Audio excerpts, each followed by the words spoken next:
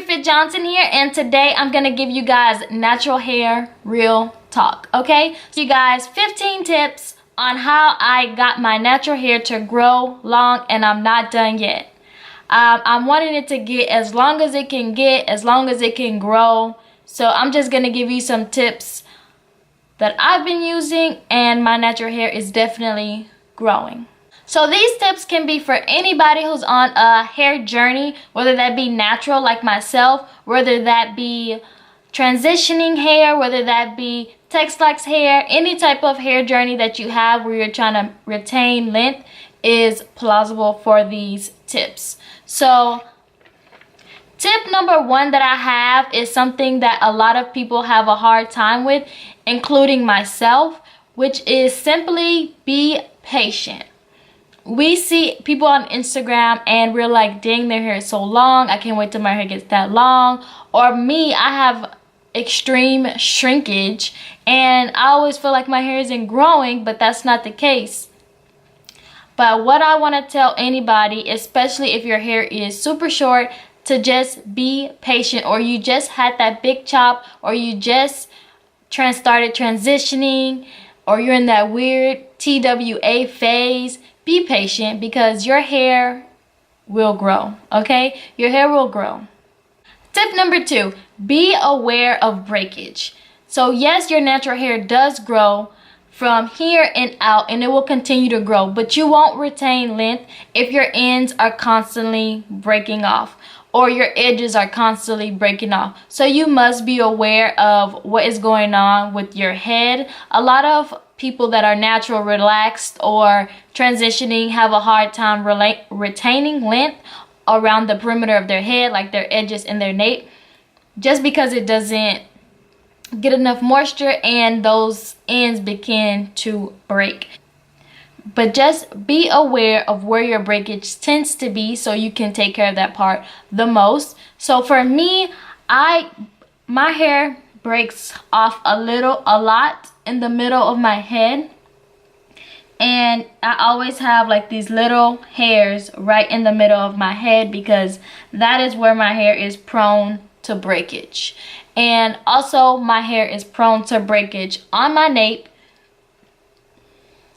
but actually my nape has grown out because I've been aware that it is prone to breakage. So this is still a pretty decent length for my nape. However, it's not the same length as the rest of my hair, and even way back it's even shorter. So you just have to be aware of where your hair likes to break and take care of those spots tremendously so it can keep up with the rest of your hair growth. Tip number three is all about over processing your hair, which is something that you don't want to do, which is something I have a hard time with. So for me, I like to dye my hair and experiment with color all the time, but doing that too much can definitely damage your hair. So just beware of dyeing your hair or bleaching your hair extremely too much, which I am honestly guilty of. I am. But I want to give you this tip so you can know it's not good to continuously dye your hair. In all of 2018, I've dyed my hair about 4 times, which is way too much. And I've also bleached it twice. So that is not good at all, you guys. And my hair would be a lot further on if I didn't use the overprocessing of the coloring tools. But another way that people like to overprocess their hair if they're not natural is by using a relaxer or using a texturizer. I've seen hair grow using relaxers. Like, there's a lot of people on YouTube who have long hair and use relaxers, or they TEXLAX their hair, and they will tell you that you just cannot overprocess your hair. So give that time and wait 6 to 12 months, or even longer if you can, before you relax, because putting some type of color treatment like bleach, or putting some type of creamy crack like over top of each other can break those bonds in your hair and cause breakage. Yes, just if you're natural, try not to dye your hair too much. once a year, twice a year at max. Treat it like a heating tool because we need them inches, baby. We need those inches. Number 4 is heat products. I feel like a lot of natural girls already know this, and we've been starting to love our natural hair, embrace our natural hair, and love our curly hair and kinky texture, that we don't even care about the heat products, but we do always want to see our length because the shrinkage be real. So we want to grab our flat iron every now and then to see our length. But try to stay away from the heat products, and that includes flat irons, that includes blow dryers, that includes curling irons. Anything that is heat literally against your hair is really a no-go. And so I did blow dry my hair out for my braids that I'm putting in, and I haven't blown out my hair this whole year. I blow dried like this section of my hair and flat ironed it maybe back in the summertime when I had a U-part wig on, but that was it for this whole year, and I don't plan on doing my hair straight or even blow drying it again. So lay off the heat products, lay off the heat products. So find products that work for your hair type, and if you have 4C, 4B, 4A hair, stop looking at the YouTubers who have 3 hair, that have wavy hair, because the products that they use works for them, but it doesn't work for us. Or if you're 3C, like, don't try to get the heavy, harsh products that work for kinkier hair textures, because you need a product that works for you. And not only that, you might feel like you have the same hair texture as somebody that you see on YouTube, but that's not necessarily always true. It is good to go ahead and try products so you can know what's good for you, but once you see a product is not good for your hair, it's not moisturizing your hair, I would definitely go ahead and toss it to the side, give it away to a friend, and get something that is good for your hair. And also try to use natural hair products. Like right now, I'm liking Cantu's natural hairline, and I'm also liking Shea Moisture's natural hairline, because a lot of their products are no minerals, sulfates, parabens, silicones, and a bunch of other words that I can't read. So this is the Cantu bottle right here, and it tells you all the stuff that it doesn't have, which a lot of other products do have. So steer clear of products that claim to be for natural hair, but they have like paraben and the sulfates, stuff that does not penetrate natural hair at all. Number 6 is moisturize and seal your hair. So once you found that product that does wonders for you, you have to learn how to moisturize your natural hair and also seal it. A lot of us like to use the lock method. If you haven't heard of that, it stands for liquid, oil, and cream. So for me, my liquid is usually water, because I usually do my hair on wet hair. So you can have water, you can use a leave-in conditioner, anything that's liquid based, just to get your hair nice and moist and wet. So then you need to take yourself an oil. Right now, my oil of choice is definitely coconut oil. I love coconut oil, but some people, coconut oil doesn't work good with their hair, or it doesn't penetrate their hair shaft. So that's what I mean by get a product that's good for you, which was my previous tip.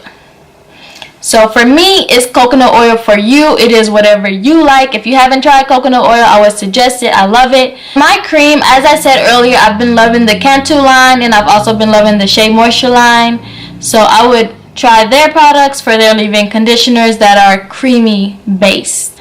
Number 7, prevent those dry ends. So if you seal your hair and make sure it's constantly moisturized with the lock method, your ends should always stay hydrated and not be dry. But the moment your ends become dry, or the moment that you let them break off, if you see that your ends are overly dry or always dry, I would either A, snip them off, which I know natural hair people hate. I do, because I hate cutting my hair and I'm not going to snip anything off. Or B, you can do what I like to do, which is always make sure you put some type of oil on the ends of your hair if they're out. So number 8 is natural hair protective styles. And what natural hair protective styles are, when you have your own natural hair out and you're using your hair to give you some type of protective style, I would recommend doing protective styles weekly, if not longer. I have a plethora of natural hair protective styles on my channel, and a lot of the time I like to add Marley hair to my protective styles. And protective styles are good to, 1, cover up your ends so they don't become dry, and 2, keep your hands out of your head for that full week or however long you have in the protective style. And then there are also full coverage natural hair protective styles, and those are things like braids and twists and weaves. So when I say braids, I mean braids with like weave hair that fully covers your hair, or a weave that fully covers your hair, or you might have like a little section out in the front but most of your hair is completely covered. Those type of protective styles are amazing because you really don't have to do your hair for weeks at a time, and those last way longer than your weekly protective styles where your hair will get dry and you have to wash it. So I encourage getting braids, and I also encourage getting types of twists and things like that. But what I will say is, if someone else is styling your hair, or if you're styling your hair, don't let the twist or braids or weave be too tight for your head, because that can also cause severe breakage. And I always style my own hair, because I know that stylists don't listen to you when you say, hey, this is too tight. They just keep going and they tell you it will loosen up, right? So number 10 is to avoid tight ponytails and buns. Natural girls love buns and love ponytails, and we love it, and we love our edges to be on fleek. But do not have your ponytail so tight that it's pulling at your edges. I'm guilty, and that's why I'm here to tell you, don't have your ponytail or your bun so tight that is pulling on your edges. Your edges will pop, they will break, and you will be edgeless, or your edges will be thin, and that is not pretty. We don't want that. We don't want those problems. With the tight ponytails, I would also say get ponytail holders that don't have the metal clip on them. Try to get the ones that have absolutely nothing around it besides the scrunchie itself. And even better if you can get a scrunchie that's silky. I actually don't have any scrunchies that are silky. The ones that I have are just ouchless ones that wrap completely around and don't have the little metal clasp on them. But if y'all know where to get some silky ones, like let your girl know, because I'll definitely use those. And then is Prepoo your hair before washing it. And I would say to Prepoo because when you shampoo, it strips your hair. So before you get to stripping your hair, actually make sure your hair has oils besides the natural ones that are ready to be stripped, right? So Prepoo is basically putting an oil on top of your hair as you're detangling, and then afterwards you shampoo. Detangling, it makes my detangling time literally cut in half, and I avoid the tangles while I'm in the shower trying to wash my actual hair. A hot oil treatment and deep conditioner. So once I'm done with that Prepoo, I go ahead and add a deep conditioner to my hair. I do have my favorite deep conditioner that I've ever used on my channel, and it's the Miss Jessie's. If you want to see how my hair looks during that video, you can definitely go check it out. I will put a plastic bag over my head as well, and I will sit under the hooded dryer for at least 30 minutes. I love to sleep in my deep conditioner and hot oil treatment slash Prepoo, which is do not overwash your hair.